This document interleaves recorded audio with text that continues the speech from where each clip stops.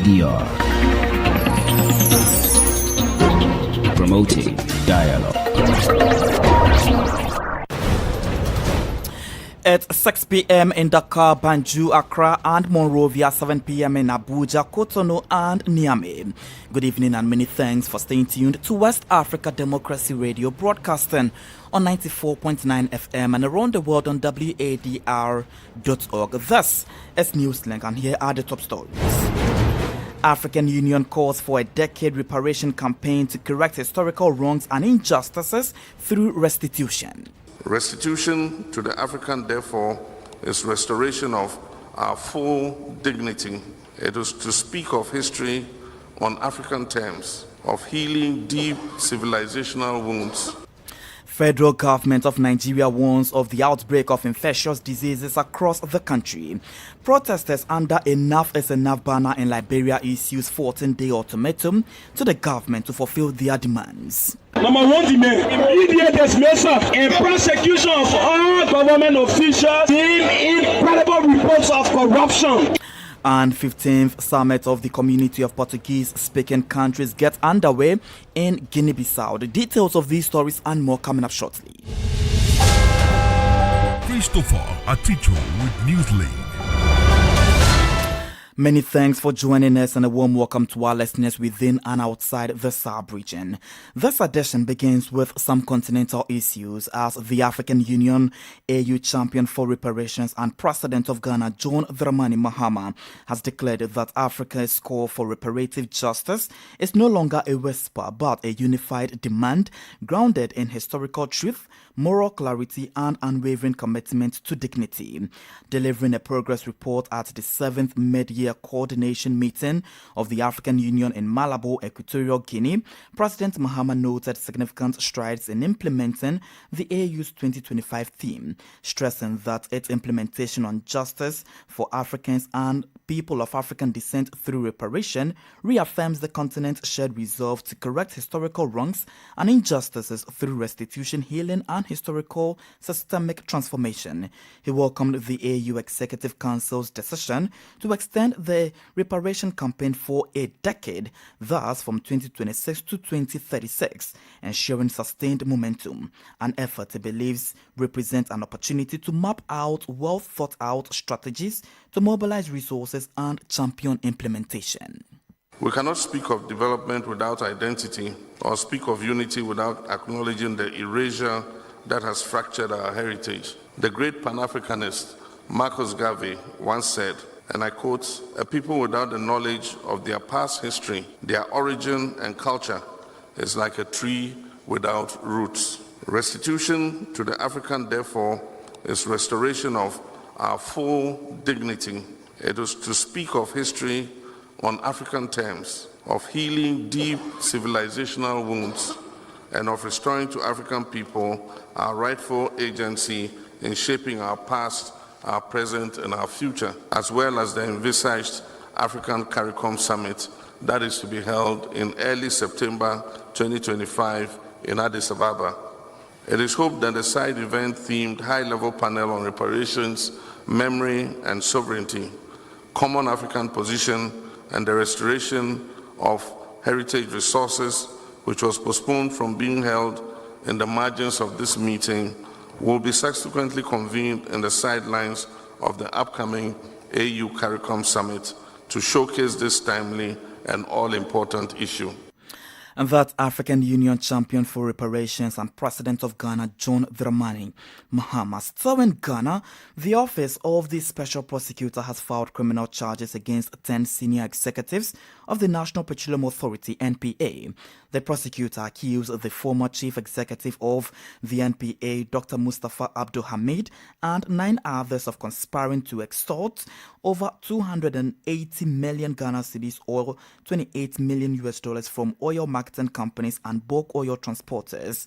But even before the case began in court, Dr. Abdul Hamid is firmly rejecting the accusations, describing them as baseless and politically motivated. As WADR's Nadi report, the accused has vowed to defend his reputation. The special prosecutor alleges that between 2022 and December 2024, former NPA boss Dr. Mustafa Abdul Hamid, acting as chair of the Unified Petroleum Pricing Committee, conspired with fund coordinator Jacob Amwa and NPA audit staffer Wendy Newman to extort millions of cedis from oil marketing companies under the guise of official charges. In February this year, Special Prosecutor Kisi Jabing hinted at this case during a press briefing. The OSP has also commenced investigation into suspected corruption and corruption-related offences in respect of an alleged embezzlement of 1.3 billion cedis from the Unified Petroleum Pricing Fund (UPPF) at the National Petroleum Authority (NPA). The investigation primarily targets the following persons: the coordinator of the UPPF, Mr. Jacob Amwa; NPA staff Frida Tando; NPA staff Wendy Ashon Newman; and the former chief executive of NPA, Mustafa Abdul Hamid. Court documents now allege that Jacob Amwa transferred 24 million cedis directly to Dr. Abdul Hamid, while Wendy Newman handled over 227 million cedis on Amwa's instructions. 5 others, including directors of Openness Limited and Kel Logistics, are charged with laundering the funds through property deals, vehicle purchases, and construction projects. The OSP says the scheme was aimed at concealing the source of the funds. One suspect, King Logistics Director, is on the run. Dr. Abdul Hamid's lawyers have dismissed the allegations, accusing the OSP of shifting claims from an earlier 1.3 billion cedi embezzlement allegation they say was never proven. They insist he denies any wrongdoing and is ready to contest the charges in court. All 10 accused, currently on inquiry bail, are expected before the Criminal Court 3 on July 23. For WADR, Nadidi Tete, Accra. Away from Ghana, let's turn attention to Burkina Faso, where 2 journalists, Loco Pakbeogem and Bukari Waba, have been released after 5 months in detention. Both were arrested late last year for calling RTB and AIB propaganda tools. Their detention was widely condemned by various human rights groups, and their release currently signals a bit of relief for media practice. Augustine Colley reports. This is a breath of hope for the Burkinabe press. After nearly 5 months behind bars, journalists Luka Pakbegen and Bukari Waba are now free. Pakbegen, a reporter for the private channel BF1, returned home on the night of Thursday, July 17. The television station welcomed this release, thanking all those who had contributed directly or indirectly to his return. Another welcome release was that of Bukari Waba, Vice President of the Association of Journalists of Burkina Faso. Both were arrested in late February after criticizing the role of certain state media outlets, namely RTB and AIB, calling them propaganda tools during the AGB's General Assembly. Their arrest sparked tensions between press freedom and the emergency measures imposed by the General Mobilization Law. Lami Ouattara, a human rights activist with the Burkinabe Movement for Human and People's Rights, who had been arrested since November 2023, has also been released. These releases, widely welcomed by colleagues and human rights organizations, are seen as an encouraging sign, given the continuing restrictions imposed in the name of national mobilization. Augustine Colley filed that report. Nigeria's seat of power, Abuja, came to a solemn pause on Thursday as President Bola Ahmed Tinubu presided over a special Federal Executive Council meeting held in honor of the country's late former President Muhammadu Buhari. The event, staged at the council chambers of the presidential villa, was more than protocol and all personnel. WADR's Usman Umar reports that President Tinubu has also renamed a tertiary academic institution in the northeast state of Borno in honor of the late Nigerian statesman. The late leader's children, led by Yusuf Buhari, sat quietly as the president, his ministers and other members of the cabinet took turns to offer glowing tributes. From reflections on leadership style to memories of private encounters, each voice added a layer to the unfolding portrait of a man who left office just 2 years ago and whose death has shaken the nation.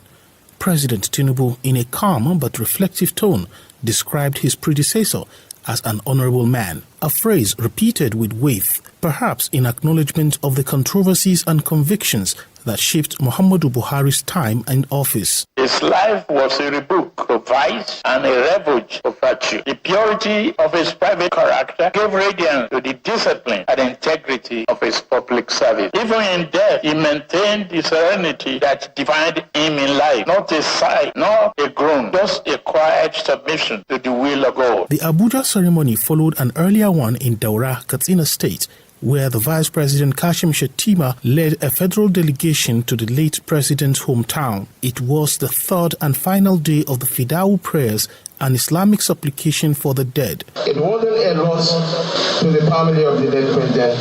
It was not a loss to the people of Daura Emirate or the people of Katsina State. It was a major loss to the nation and to the African continent. As the nation continues to mourn, the politics of remembrance have begun, with legacy now in the hands of those left behind. Already, the University of Maiduguri, Borno State, northeastern Nigeria, where the late leader once served as a military governor, has been renamed in honor of the late President Muhammadu Buhari.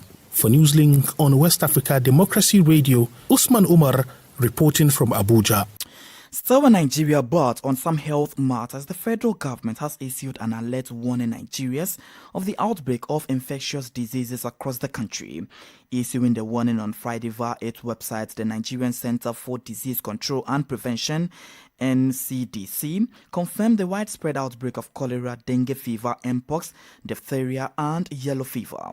The Public Health Agency warned of serious public health risks if urgent action are not taken urgently, that the ongoing outbreak requires immediate national attention.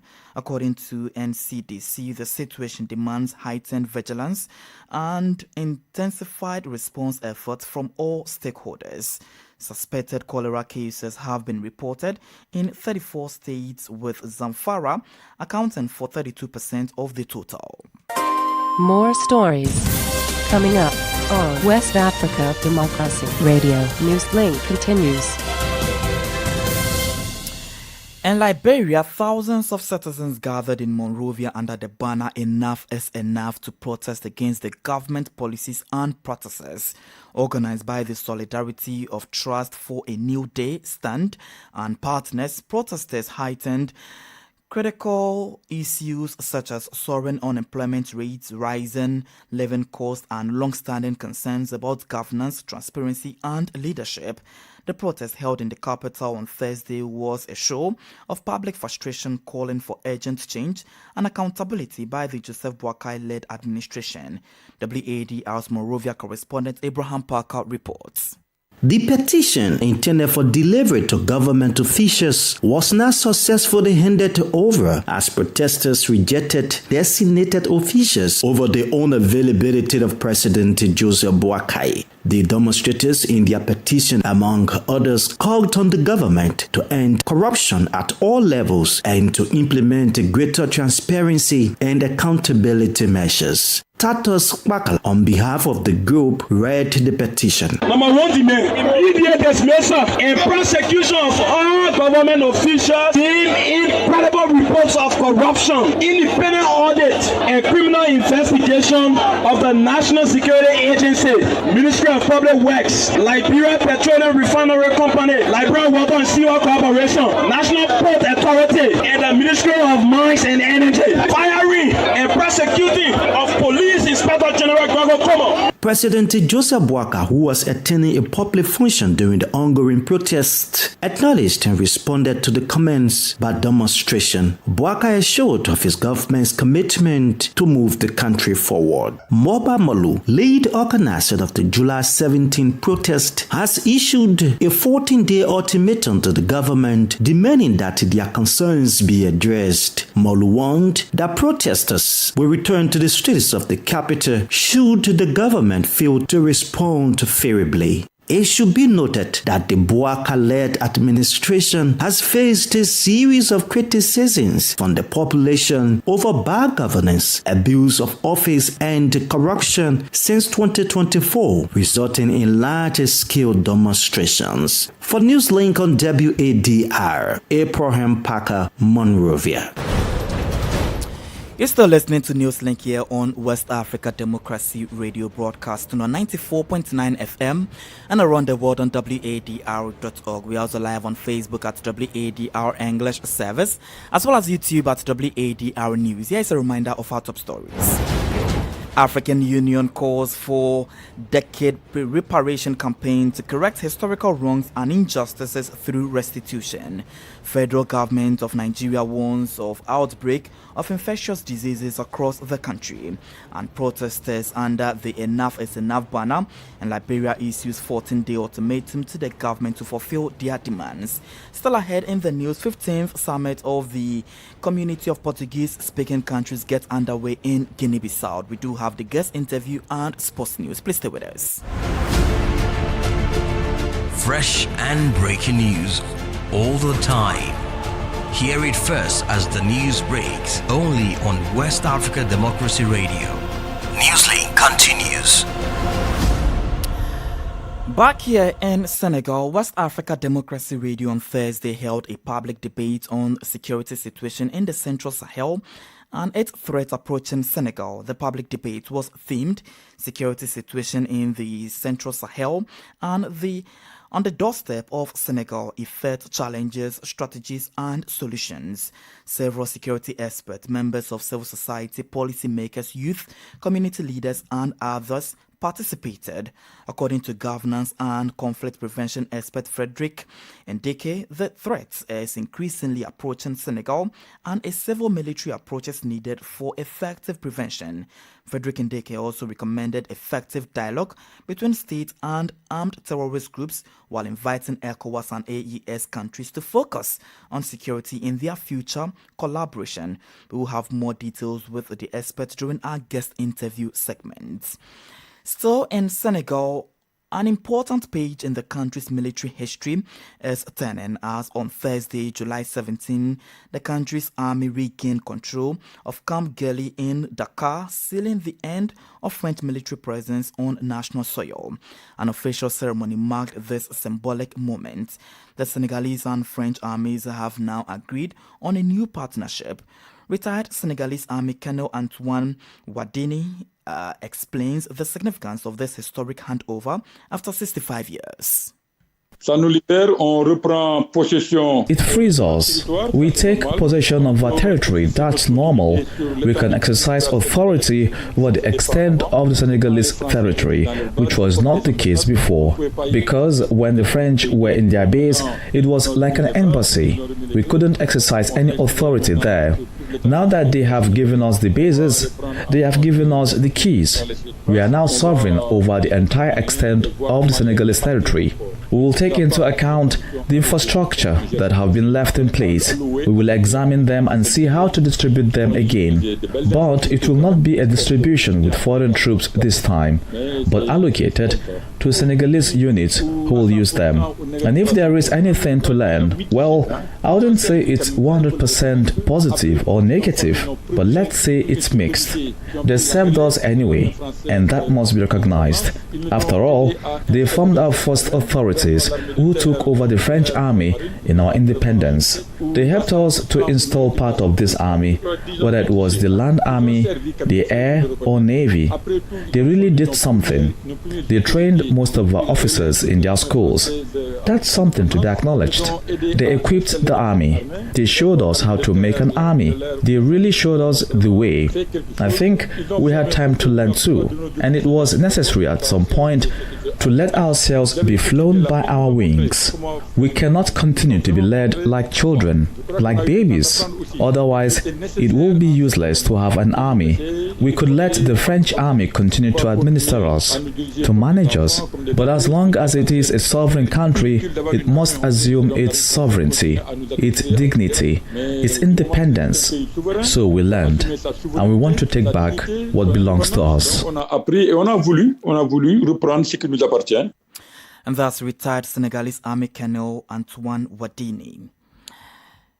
Elsewhere in Guinea-Bissau, the 15th summit of the Community of Portuguese-Speaking Countries, CPLP, is currently underway in Guinea-Bissau, marking the beginning of the organization's 2-year rotating presidency. Delivering a speech at the welcoming ceremony, President Umaru Sissoko Embalo of Guinea-Bissau emphasized the core values of the CPLP, which includes dialogue, cooperation, cultural richness, and a shared language. He welcomed each guest, underscoring the significance of these meetings and fostering fraternity among Portuguese-speaking nations. Senegalese President Bassirou Diomaye Faye was in attendance of this summit as a guest of honor, reflecting Dakar's desire to strengthen its ties with the Portuguese-speaking world. This marks the first time Guinea-Bissau is assuming the rotating presidency of the CPLP, succeeding Sao Tome and Principe for the 2-year term. Thursday evening also marked the 29th anniversary of the institution created on July 17, 1996 in Lisbon, with a commemorative cake and customary congratulations. With 3 months to go before the elections, latent tensions and power struggles appear to be emerging within the opposition.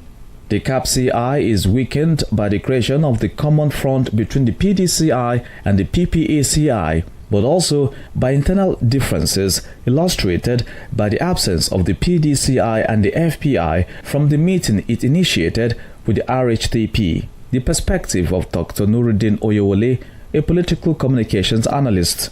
In this polarized context, political analyst Serge De Souza believes that the PDCI, with its strategic position, could play a mediating role in uniting the two coalitions in preparation for the presidential election of October 25. In the meantime, the Independent Electoral Commission (IEC) has set July 25, 2025 for the commencement of submission of candidacies, a period that closes on August 25.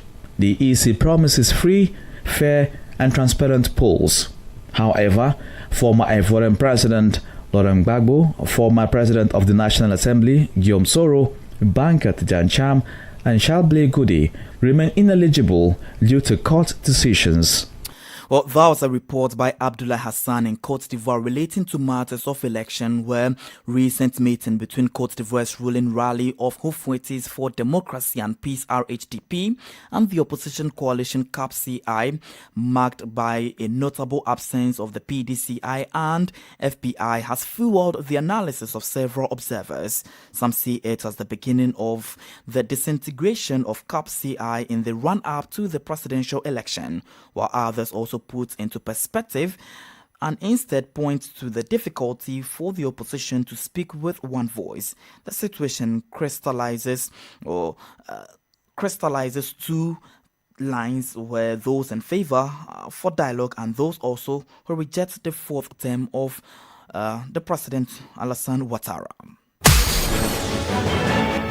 Politics, analyses on major news, social matters, and all. This is A Guest.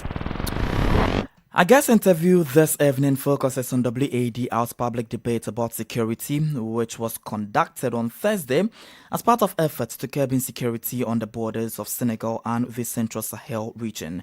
Our guest is Frederick Ndeke, a democratic governance and conflict prevention expert. In the Sahel, there are various terrorist groups, some of them affiliated with the ISIS, Islamic State, some to ACME, and some of them are also affiliated with Al-Qaeda. We also presented other groups who emerged from internal background. Some of them are locally anchored. Some of them are from local people. And some are irredentists. Some of the grievances are about concern the local situation, like in Mali. Some, prior even to the emergence of these groups affiliated to the Islamic State or Al-Qaeda, you had groups who were claiming autonomy or even independence, like the MNLA and the northern region of Mali. So there is a mixture of local groups, some of them who have been imported in the territories, and all of them have almost the same modus operandi. Interesting. Let's now shift the conversation to talk about financing, because ever since these terrorist groups erupted, they've been very sophisticated in various ways, and that is made possible because of financing. How is the financing of these terrorist groups a sort of worry to the peace and stability that the sub-region ought to enjoy? Yeah, the financing is the other big questions people are asking, and it's a bit complex. They are financing through the abductions and all the money they are getting from it. They're also doing it through the illicit financial flows. The region is an area where these illicit traffics, illicit in terms of drugs, human beings, all sorts of traffic, cigarettes, all sorts of illegal traffics are happening there with huge amounts of money. You also have some of them monopolizing critical minerals areas. There's this example one of my colleagues gave earlier on some in Burkina Faso, some terrorist group or these armed groups having the areas in the areas where they are exploiting ore, gold, I mean. So this is their way of getting finance. They're also being supported by external groups. There are also even areas where the populations also are forced to. Frederick Ndike is a democratic governance and conflict prevention expert. And anytime you hear that sound, it tells you that it's time for sports. And Augustine Cole is here with me for details of sports. Augustine? Yes, Chris. Tunisia's Ons Jabel is taking a break from tennis to focus on her mental and physical health. The 30-year-old has withdrawn from the Montreal Open, and it's the only top 99 WTA player not entered in next month's US Open. Elsewhere, Kenya's Ruth Chepgiti, the women's marathon world record holder, has been provisionally suspended after testing positive for the banned substance. The substance was detected in a sample collected on March 14, according to the Athletics Integrity Unit. Chepgiti set a world record at the 2024 Chicago Marathon with a time of 2 hours, 9 minutes, 56 seconds. And coming up tonight, host to Morocco will take on West African side Mali in the WAFCON at 7 p.m. After a heavy 4-0 defeat to South Africa, Mali arrived in Rabat wounded but unbroken, determined to bounce back as they face host nation Morocco in the WAFCON 2024 quarterfinals. Augustine, thank you very much for that for details in the world of sports. It's a pleasure. And with that, we've come to the end of this evening's edition of Newslink here on West Africa Democracy Radio, broadcasting on 94.9 FM and around the world on wadr.org. Thank you for listening, and many thanks to Mustafa Sek and Umu Danyogo for the technical assistance. Do interact with us via our social media platforms, X, formerly Twitter, Instagram at WADR News, and on Facebook at WADR English Service.